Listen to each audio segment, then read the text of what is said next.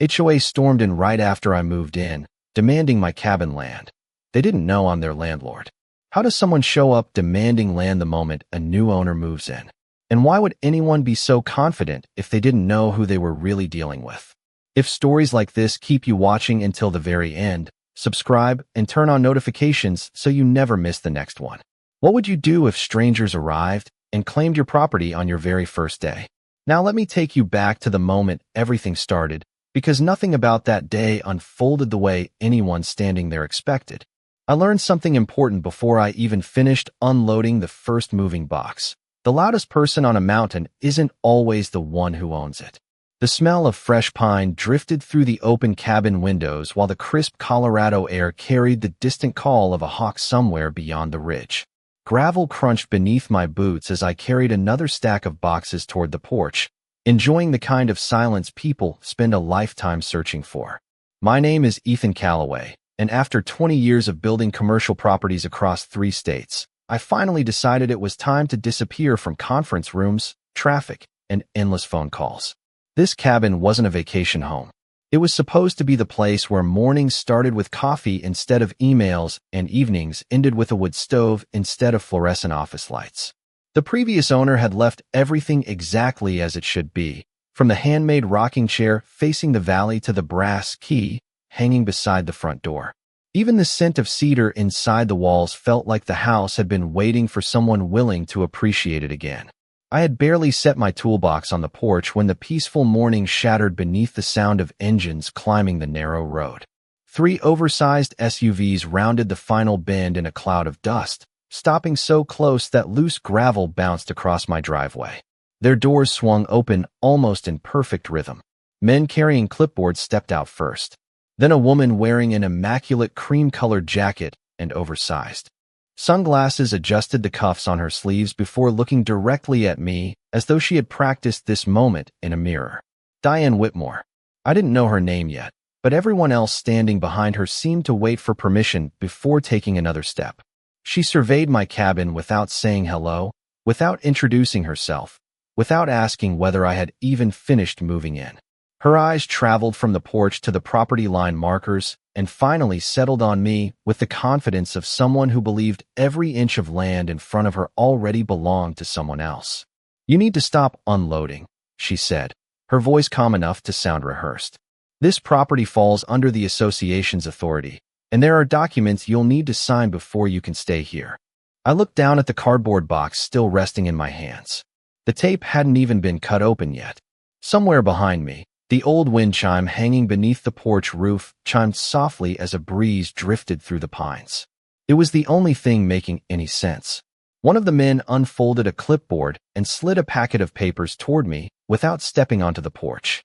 Another pointed casually toward the edge of my land, where bright orange survey stakes disappeared into the trees. Diane smiled, but it never reached her eyes. "The cabin may be yours," she continued, "but the land is a different matter." I didn't argue. I didn't raise my voice. I simply set the box beside the front door, brushed the dust from my hands, and quietly noticed something almost everyone else would have missed: the small logo printed in the corner of every document they were so eager for me to sign. I accepted the packet without signing a single page. The paper felt heavy between my fingers, still warm from sitting inside one of their SUVs. Fresh printer ink carried that sharp chemical smell every contractor recognizes after years of reviewing permits and closing documents. Diane stood with the relaxed confidence of someone expecting immediate obedience. The men behind her barely spoke. They simply watched me the way security guards watch someone they already assume does not belong. I flipped through the first few pages slowly. Community land use agreement. Property compliance acknowledgement.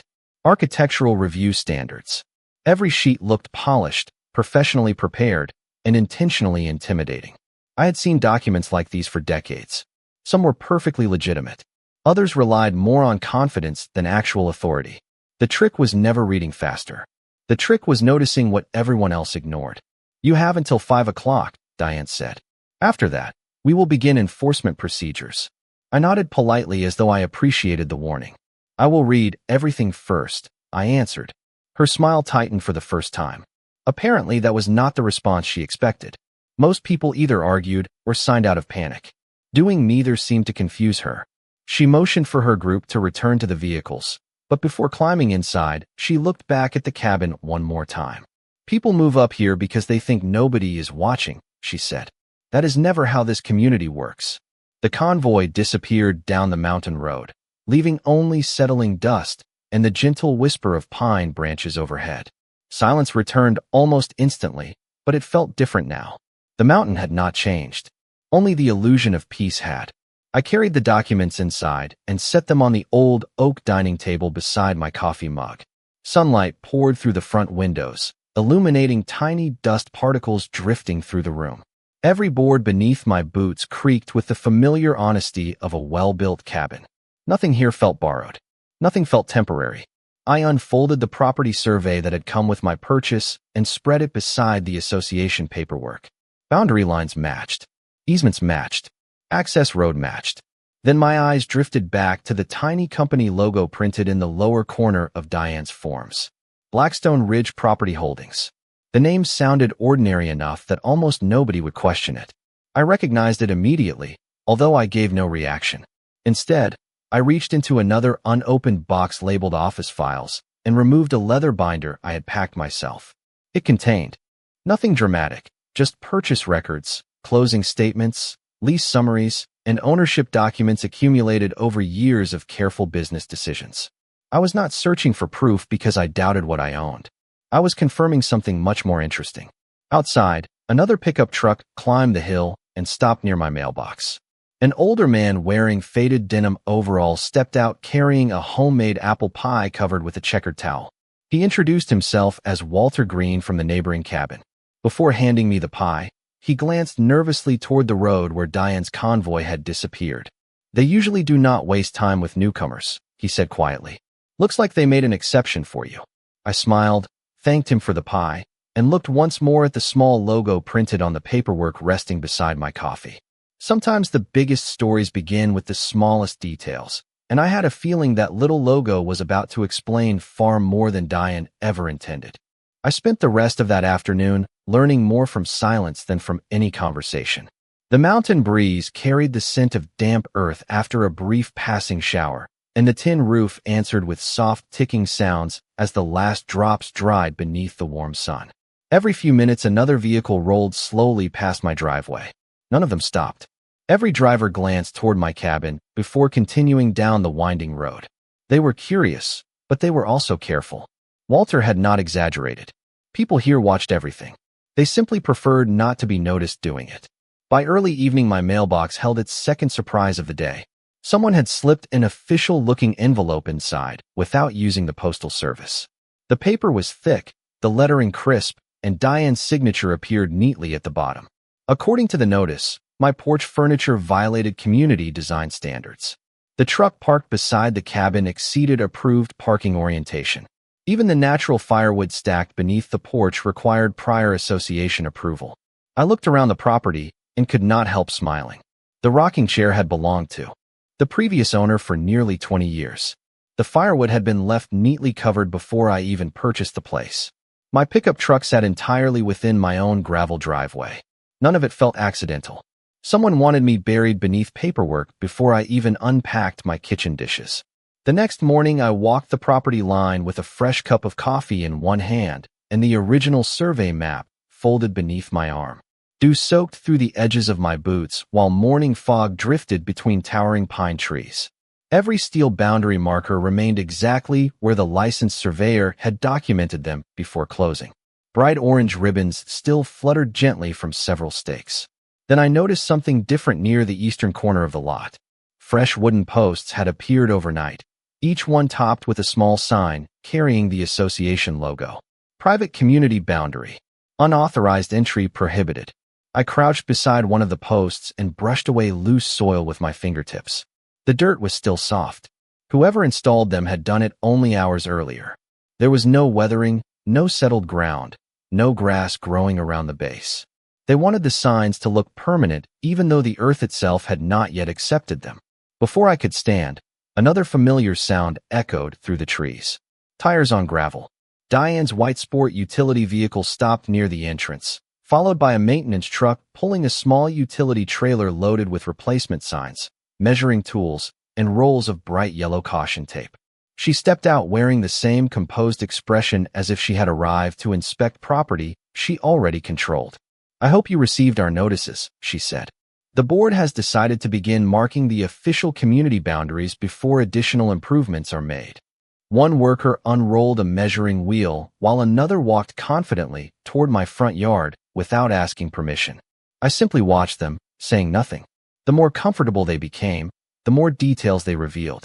One clipboard carried a printed work order. Another displayed a contractor authorization form. And once again, in the lower corner of every page, I saw that same small Blackstone Ridge Property Holdings logo staring back at me like a quiet reminder that patience often uncovers more truth than confrontation ever could. The maintenance crew worked with the confidence of people who believed no one would ever question them. I stood near the porch railing, the warm ceramic coffee mug steady in my hand, while the scent of freshly cut pine mixed with the faint smell of diesel from their idling truck. One employee stretched a measuring tape across my front yard, while another scribbled notes onto a clipboard. Diane never once looked at the survey markers that had been professionally installed before I bought the property. She looked only at the temporary posts her own crew had planted the previous night, as though repeating the same story long enough could somehow make it true. "These boundaries have been recognized by the association for years," she said with complete certainty. "Everything will be much simpler if you cooperate." I gave a polite nod and answered with the same calm voice I had used since the moment we met. "I always prefer understanding paperwork before making decisions." She studied me for a second, almost disappointed that I refused to argue. People expecting resistance rarely know what to do when they receive patience instead. The workers continued placing yellow markers along the edge of my driveway, carefully avoiding eye contact with me. One younger employee hesitated as he walked past the original steel survey pin embedded in the ground. He looked from the permanent marker to the new wooden stake, frowned slightly, then quietly continued working after noticing Diane watching him. That tiny pause told me more than any conversation could have. Someone else had already realized the lines did not match. Around noon, another envelope appeared on my porch.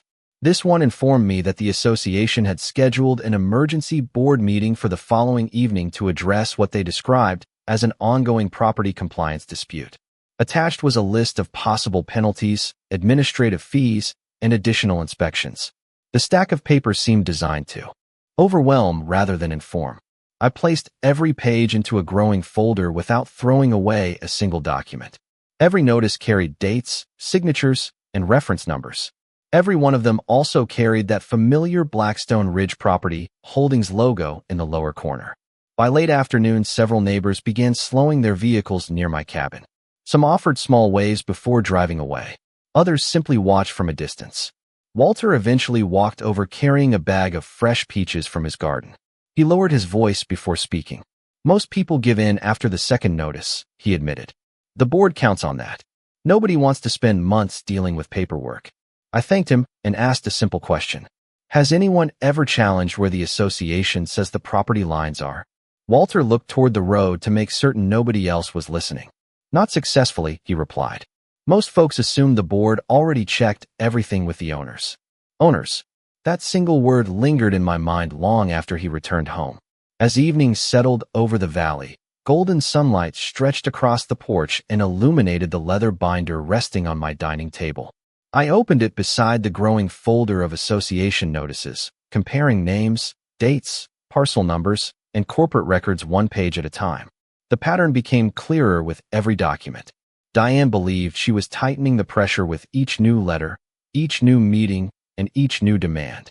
What she did not realize was that every action she authorized was quietly creating a timeline, and timelines have a habit of revealing exactly who understood the truth from the very beginning.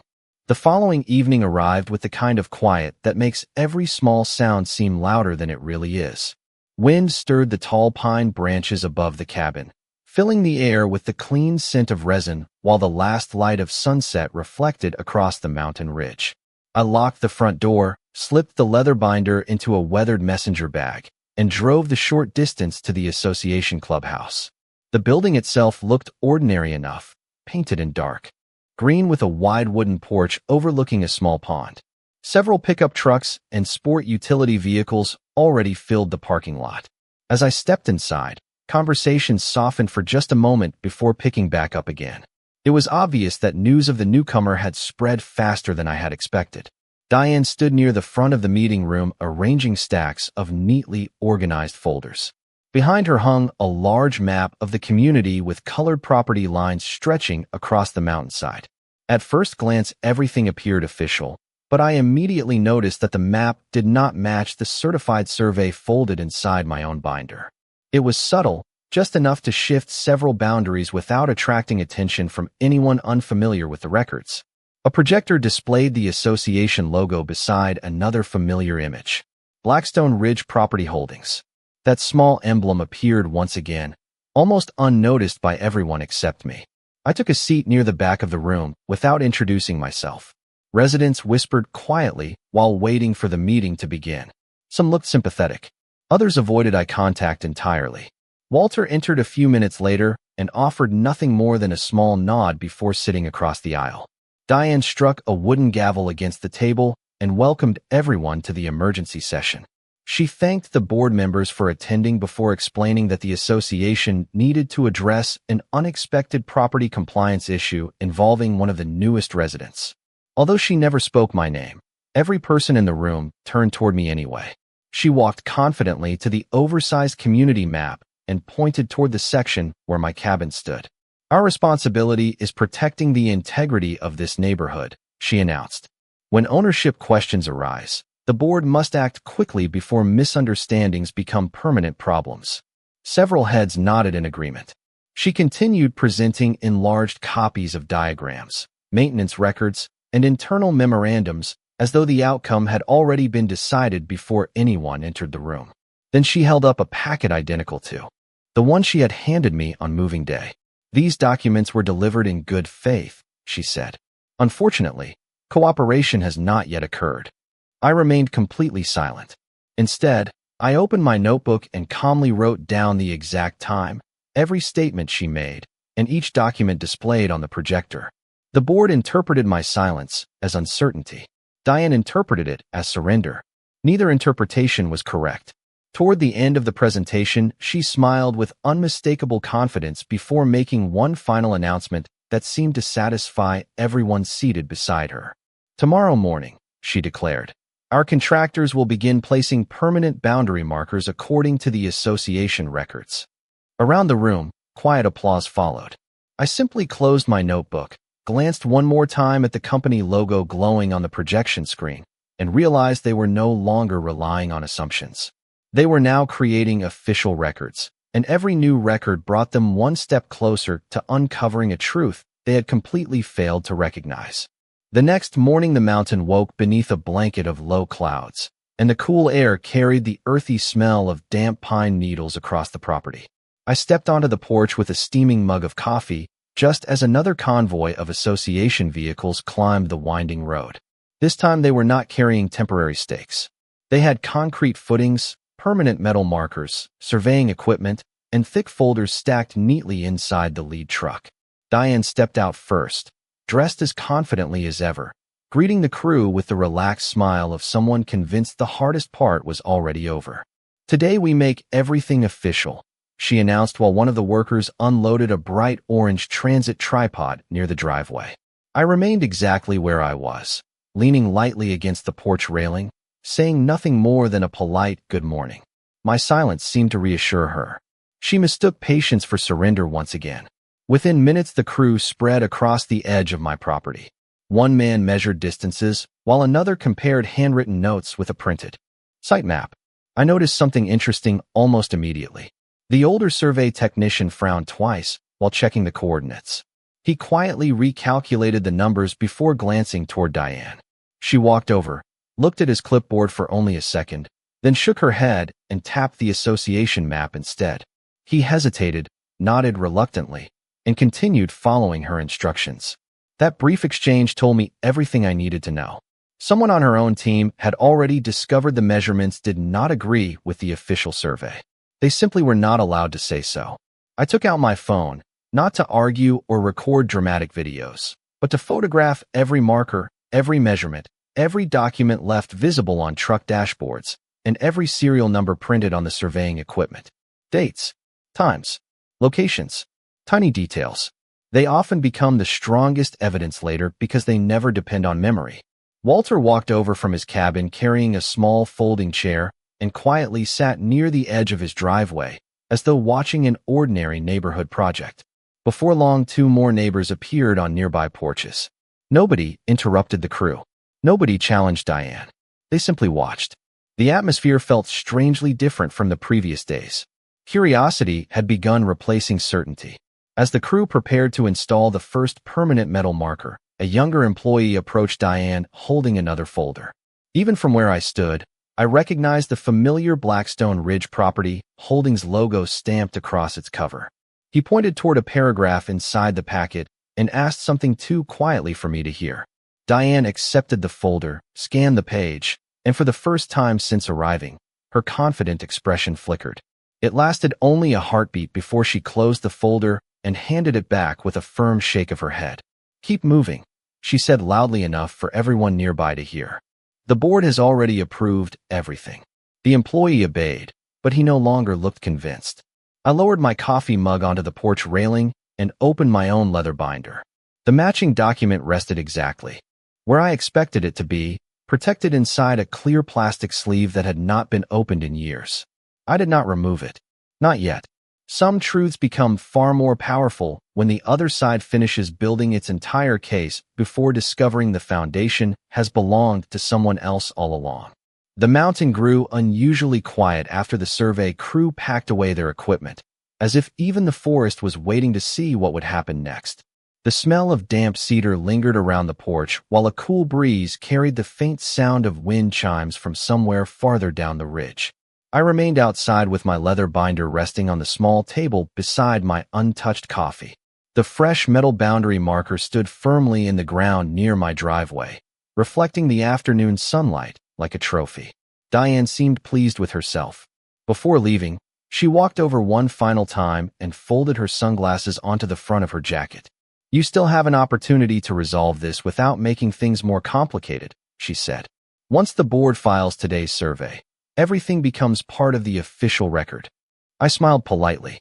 "Official records are very important," I answered. "That is exactly why I have been reading every page so carefully." She nodded as though she believed I had finally accepted reality. Her convoy rolled away once again, leaving only fresh tire tracks across the gravel road. Less than an hour later, my phone rang. The caller identification displayed a number I had expected to see much sooner. It was Melissa Harper, the regional property manager for Blackstone Ridge Property Holdings. We had worked together for years before I stepped away from daily operations, and she rarely called unless something genuinely required my attention. "I think you should know," she said after exchanging greetings. "Our office received another copy of the association's updated boundary filing this morning. They requested expedited confirmation." I looked toward the newly installed marker standing beside my driveway. "Did anyone approve it?" I asked. There was a brief pause before she answered. "No, it is still pending because several parcel numbers do not match our ownership records." I thanked her, asked her not to contact the association yet, and requested certified copies of every lease agreement, parcel history, and ownership transfer connected to the community. She understood immediately without asking unnecessary questions. "Everything will be on its way before tomorrow morning," she replied. After ending the call, I finally opened the clear plastic sleeve inside my binder. Resting inside was the master ground lease executed years before I ever purchased the cabin. Attached behind it were amendments, recorded easements, corporate ownership schedules, and one document almost nobody outside the company had ever seen. At the bottom of that page appeared my own signature as managing owner following the transfer of controlling interest after my father's retirement. I closed the binder without removing a single sheet. There was still no reason to reveal anything. Across the valley, I noticed Walter standing on his porch. He raised a hand in greeting before calling across the distance. "Looks like they finished." "Not quite," I answered with a quiet smile. He laughed softly, probably assuming I meant another meeting or another stack of paperwork. He had no way of knowing that the most important paperwork had never been inside Diane's folders at all. As the sun slipped behind the mountains, long shadows stretched across the property and settled over the brand-new marker planted in my yard. It looked permanent, solid, and official, yet I knew something everyone else had overlooked. A marker only has authority when the land beneath it belongs to the person claiming it, and by this time tomorrow, that simple truth would become impossible for anyone in the community to ignore. The following morning began with the sharp aroma of freshly brewed coffee drifting through the cabin while sunlight filtered between the towering pines and painted long golden lines across the hardwood floor. I carried my leather binder outside just as a black sedan turned slowly into the driveway instead of another association vehicle. Melissa Harper stepped out carrying a slim document case, greeting me with the same calm professionalism I had trusted for years. She handed me a sealed envelope without unnecessary conversation. Inside were certified copies of every record I had requested, each one stamped, dated, and authenticated by the county recorder's office and Blackstone Ridge Property Holdings. The ground lease, the original parcel maps, the corporate ownership transfer, the amendments, the active lease for the association clubhouse. Every page fit together like pieces of a puzzle that had been assembled years before Diane ever decided to challenge my property. Before Melissa left, she smiled politely. "The association called twice this morning asking for final confirmation," she said. "We told them a representative would address the matter in person today." I thanked her and watched the sedan disappear down the winding road before placing the documents carefully back inside the binder. Less than an hour later, another notice arrived, this time delivered by courier. The board had scheduled one final special meeting that afternoon to formally approve the revised community boundary map and authorize permanent filing with the county. Diane clearly wanted everything completed before anyone could question her process. I arrived at the clubhouse a few minutes early. The meeting room felt more crowded than before.